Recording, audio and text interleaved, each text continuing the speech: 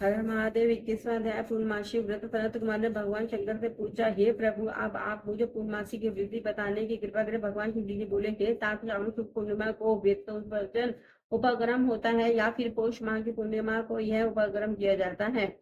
उत्सर्जन में पौष माह या माह की प्रतिपदा तिथि या रोहिणी नक्षत्र बताया गया है। दूसरा समय अपने अपनी शाखा के अनुसार उत्सर्जन और उपक्रम दोनों एक ही समय करने उत्तम कहे गए हैं। इसलिए श्रावण मास पूर्णिमा के दिन उत्सर्जन उचित है तथा बृहज शाखार्थी उपाक्रम में श्रावण नक्षत्र उचित है। अतः चतुर्दशी पूर्णमासी या प्रतिपदा तिथि के दिनों में जिस दिन श्रवण नक्षत्र हो उसी दिन ऋग्वेदियों का उपाक्रम होता है। यजुर्वेदियों का उपाक्रम पूर्णिमा में तथा सामवेदियों का उपाक्रम हस्त नक्षत्र में होता है। उपाक्रम गुरु और शुक्रास्त नक्षत्र में भी हो सकता है। गुरु तथा शुक्रास्त नक्षत्र में पहले उपक्रम का शुभारंभ ना करे, यह शास्त्रों का कथन है। ग्रहण तथा संक्रांति आदि योग या दुष्ट समय आ जाने पर उपक्रम दूसरे काल में करे।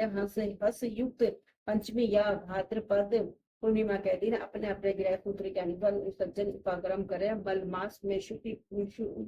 मलमास में शुद्ध पक्ष में उत्सर्जन उपक्रम करना चाहिए। यह दोनों उत्सर्जन उपक्रम नित्य है, इनको प्रतिवर्ष नियम से करना पड़ता है। उपक्रम की समाप्ति पर द्विजातियों के समक्ष उसी सभा में शेष सवाधिक समर्पण करना चाहिए। उससे आचार्य या अन्य ब्राह्मणों को दे देना चाहिए। प्रथम सोने, चांदी तथा या तांबे के पात्र में 1 किलोग्राम गेहूं रख कर उसके ऊपर आटे का बना दिया बना कर रखें। उसमें घी या तेल भर कर 3 बातियां जलानी चाहिए तथा पान सहित ब्राह्मणों को देकर दक्षिणा देनी चाहिए। ब्राह्मण का पूजन लिखकर यह मंत्र बोले, यह शेष सबादीप दक्षिणा तथा पान सहित देव देवार्थ हेतु भेंट कर रहा हूँ। मेरे सब मनोरथ पूरे हो तथा पुत्र पौत्र आदि का भविष्य उज्जवल हो, यह यश की वृद्धि हो। इस प्रकार 5 वर्ष पश्चात उद्यापन करना ना भूले। ब्राह्मणों का यथाशक्ति दक्षिणा देकर विदा करना चाहिए। उसी रात को श्रावणी कर्म करना चाहिए। उसी के समीप सर्प बलि देनी चाहिए। ये दोनों कार्य अपने अपने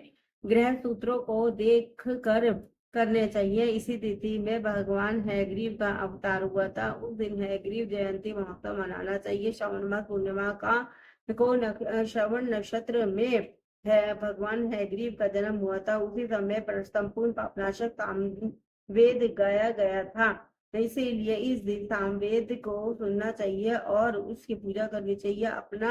वहां अपने बंधु बांधवों तथा मित्रों के सहित भोजन करना चाहिए और मनोविरोध के खेल खेलने चाहिए। हैग्रीव की पूजा करनी चाहिए। शुरू में प्रणव भोजन करना चाहिए। उसके बाद भगवते तथा धर्माय कहकर चतुर्थ्यंत्र आत्म विशोधन शब्द की योजना करनी चाहिए। अंत में नमः शब्द का उच्चारण करना चाहिए। यह 18 अक्षरों का मंत्र सब सिद्धियों को प्रदान करने वाला तथा वैश्य मोहन आदि प्रयोगों का ही एक साधक मंत्र है। इसका परुच्चरण तो अक्षर संख्या के अनुसार 18 लाख या 18,000 है, परंतु इस कलयुग में इसका चौगुना करना चाहिए। इस प्रकार करने से भगवान हैग्रीव प्रसन्न होते हैं और सभी कामना पूर्ण कर देते हैं। इसी दिन रक्षाबंधन का पर्व मनाया जाता है। ये सब रोगों का नाश करने वाला तथा अशुभों का नाश करने वाला है। हे सनत कुमार, इसके विषय में मैं तुम्हें पुरानी इतिहास सुनाता हूँ। पहले इंद्राणी ने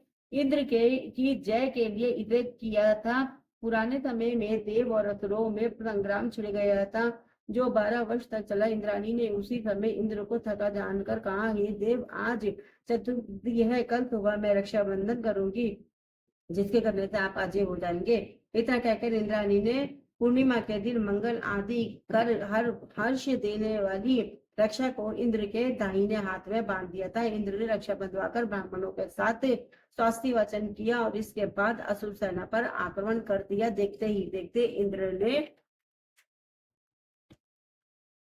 इंद्र ने बलशाली असुरों पर विजय प्राप्त कर ली। भगवान भोलेनाथ बोले, हे सनत कुमार, श्रावण मास की पूर्णिमा के दिन मनुष्य को प्रातःकाल श्रुति स्मृति विधान द्वारा स्नान करना चाहिए। संध्या जप आदि उसके करके पितर देवता और ऋषि तर्पण करना चाहिए। सोने के पात्र की सुरक्षा बनाकर उसको संपूर्ण के स्वर्ण के सूत्र से बांधकर मोती आदि द्वारा विभूषित स्वच्छ रेशम के बने विचित्र ग्रंथि युक्त पत्र गुच्छों से सुशोभित सरसों चावलों का अंदर रखकर आकर्षक बनाना चाहिए। यहाँ वहाँ कलश रखकर उसके ऊपर फूल पात्र में रक्षा रखनी चाहिए। सुंदर आसन पर सगे संबंधियों सहित बैठकर मंगल गान करना चाहिए। इसके बाद येन बद्धो बलि राजा दान वेंद्रो महाबल तैन वदनामी रक्षे माचाला माचाला मंत्र का उच्चारण करना चाहिए। ब्राह्मण क्षत्रिय वैश्य शूद्र तथा अन्य व्यक्तियों को भी पहले ब्राह्मणों की पूजा करके रक्षा बंधन करना चाहिए। इस प्रकार जो रक्षा बंधन करता है वह तब दोषों से छूट जाता है, परंतु रक्षाबंधन का कार्य भद्रा नक्षत्र में कदापि नहीं करना चाहिए। भद्रा नक्षत्र में इसको करने से विपरीत फल प्राप्त होता है। 21वां अध्याय पूरा हुआ। हर हर महादेव। श्री शिवाय तो नमः पार्वती पति महादेव। ओम परशु ज्योति महादेव की जय। राधे राधे। हरे कृष्ण कृष्ण कृष्ण कृष्ण हरे हरे राम राम राम।